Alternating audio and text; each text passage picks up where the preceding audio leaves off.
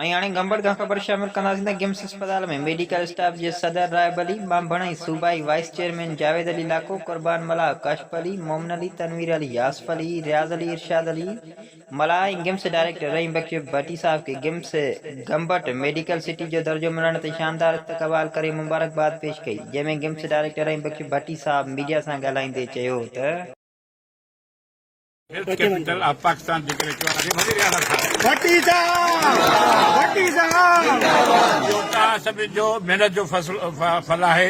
महिनत तव्हां कई, हाणे बि इहो चवंदुसि इनखे ईअं न थिए, इनखे कंटिन्यू रखूं असां।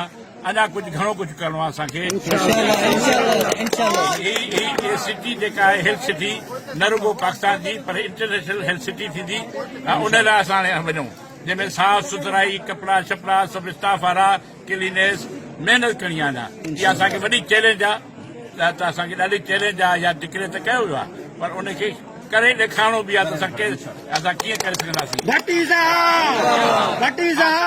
शुक्रगुज़ार आहियां असां वज़ीर आला साहब जो, ऐं असां पंहिंजी जेका क़यादत आहे, जेका असांजी हिन सिंध जी जेका आहे उनजो, असांजी मिनिस्टर साहिबा उहा ॾाढी महिरबानी आहे, उनजी कोशिशुनि जो मां सभिनी जो शुक्रगुज़ार आहियां।